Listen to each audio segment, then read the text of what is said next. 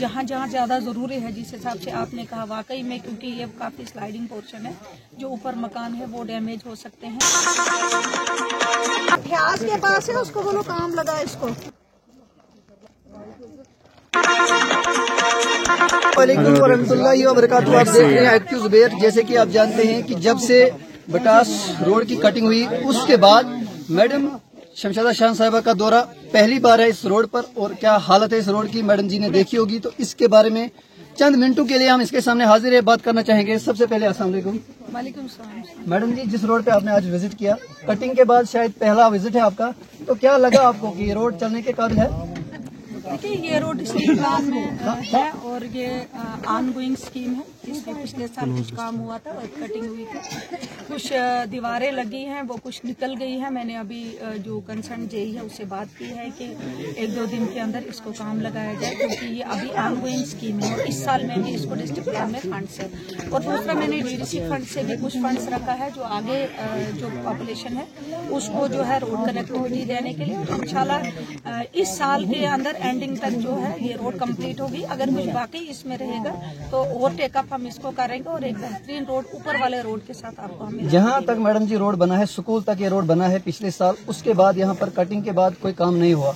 जो काम हुआ था वो हमने आपको दिखाया था, 1 साल पहले वीडियो दिखाई थी, जो डंगे लगे थे शाम को कंप्लीट हुए थे, और रात को जब बारिश आई तो सारे डंगे निकल गए। एक डंगा आपने भी देखा लगा हुआ है। लेकिन हमारी गुजारिश रहेगी मैडम जी आपसे कि जो यहाँ पर हमारा स्कूल है, स्कूल के साथ यहाँ पर डैमेज जगह है, जिसमें यहाँ आप देख सकते हैं 2 मकान ये भी आ रहे हैं, और हम चाहते हैं कि ठेकेदार पहले मकानों के सामने डंगे लगाए और नाले में जो कलवट है वो लगाना चाहे। क्या लोग यकीन रख सकते हैं कि ये काम बनेगा, फुल पेपर बनेगा? एक तो जिन वालों की आप बात कर रहे थे उनकी पेमेंट रोक दी गई है, उनकी कोई पेमेंट अभी तक उनको नहीं है और ना होगी जब तक वो दोबारा वो दीवारें नहीं देंगे, उसके बाद उसकी पेमेंट होगी। और जो यहाँ पे डैमेज 1-2 मकान हुए हैं उनकी भी फाइलें तैयार है और इंशाल्लाह आने वाले वक्त में उनको भी हम टेकअप करेंगे, उनको भी कंपनसेशन दिलाएंगे। और जो जहाँ जहाँ ज्यादा जरूरी है, जिस हिसाब से आपने कहा वाकई में, क्योंकि ये काफी स्लाइडिंग पोर्शन है, जो ऊपर मकान है वो डैमेज हो सकते हैं। पहले मैं जेई को बता दूंगी कि उन पॉइंट्स पे वॉल लगाई जाए जिन पॉइंट पे ज्यादा मकान को डैमेज होने का खतरा है। तो इंशाल्लाह आने वाले वक्त में एक बेहतरीन रोड बनेगी। मैडम जी, कहीं न कहीं इस रोड के साथ साथ मैंने भी बात की थी, लेकिन एक बार मैंने जब जेई साहब को फोन किया तो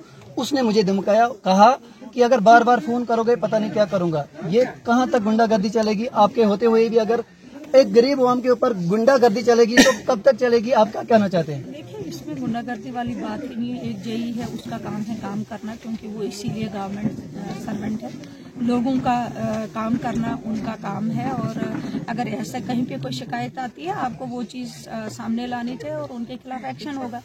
अगर इसमें उनको काम करना है तो जहाँ जहाँ दिक्कतें आती है पब्लिक को तो जो है कंप्लेंट करनी है, क्योंकि ये एक ऐसा है, मैंने देखा जहाँ तक कि जितनी भी कटिंग हुई है सारी खत्म हो गई है और इसको अभी तक दोबारा से इसको रेस्टोर करना पड़ेगा, दोबारा से कटिंग करनी पड़ेगी। जहाँ जहाँ डैमेजेस है उनको हटाना पड़ेगा, कोई जगह स्लिप्स हैं उनको हटाना पड़ेगा।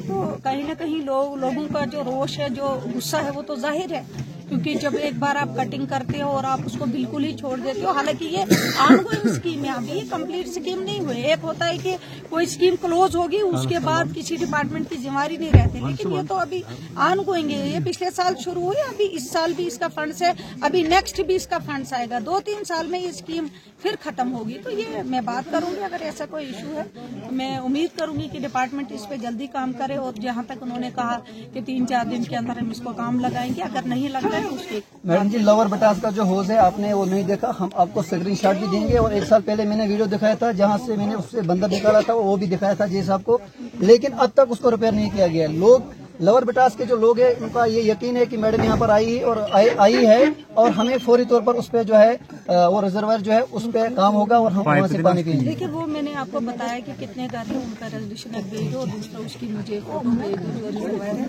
मैं डिपार्टमेंट के साथ कल टेकअप करूंगी और कोशिश करेंगे उसको विदिन डेज रिपेयर करने की, ताकि कम से कम जो गंदगी है वो पानी के अंदर ना जाए। बाकी जो स्कीम है जो ऑलरेडी यहाँ चल रही है वो तो उसको टाइम लगेगा, वो ऑनगोइंग है।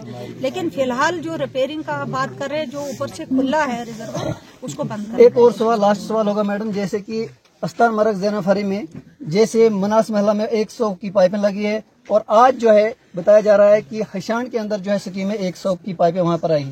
वहां पर कम से कम 200 घर है जिसका कोई डिमांड नहीं अब तक लगा है, न ही कोई डीपीआर है, न ही वहां पर पाइपें हैं। तो क्या यकीन रख सकते हैं कि हम कि वहां के लोगों को जो है, जो बीच में लोग रह रहे हैं, उनको भी पानी मिलेगा? क्या यकीन लोग रख सकते हैं? देखिए, अभी मेरी बात हुई है, जहाँ तक मैंने डिस्कस किया कि काफी एरिया छूट गया है। मुझे नहीं लगता वो छूटा होगा, बिल्कुल छूटा है। मैं जब डिपार्टमेंट से बात करूंगी और उनको बुला के हम देखेंगे कि कौन सा एरिया छूट गया है।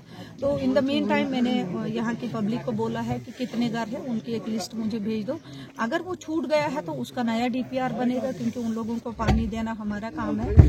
और अगर नहीं छूटा है तो उसको प्रायोरिटी टेकअप करेंगे। मैम जी, हम विश्वास से कहते हैं कि जो मनास महला है वहाँ से लेकर जो मिडिल स्कूल ज़ैनाफरी है वहाँ तक जो बीच में इलाका है वो बिल्कुल छूट गया है। वहाँ पर ना कोई डीपीआर है, ना कम से कम अगर छूटा है उसको हम टेकअप करेंगे। ऐसा नहीं है कि कोई चीज रह गई फिर उसको टेकअप नहीं करना है। आगे हमारे और प्लान है, हो सकता है हमारी जेजीएम स्कीम में कोई ऐसी कैपेसिटी होगी जहाँ पे हम उसको एडजस्ट कर पाए, या हमारा आगे डिस्ट्रिक्ट प्लान आने वाला है। बाकी यूटी प्लान से कहीं ना कहीं उसको हम टेकअप करेंगे और उन लोगों को जो है वहाँ पानी देंगे। लेकिन मेरी ये गुजारिश रहेगी, जिन लोगों को पानी नहीं है उनको कम से कम आना चाहिए। और जो लिस्ट वहाँ के जो हाउस होल्ड्स हैं, कितने परमानेंट हाउस होल्ड्स जो है जिनको वाकई में पानी चाहिए, कनेक्शन चाहिए, उनकी लिस्ट हमारे पास आ जाए ताकि हम उसको जो है टेकअप कर सकें। ये थी मैडम शमशादा शाह साहिबा, डीडीसी चेयरपर्सन रामबन की, और इससे बात हो रही थी कि बटास का जो रोड है इस रोड के बारे में हमने डिस्कस की। और लोग यकीन रख सकते हैं कि यहाँ पे जो काम होगा वो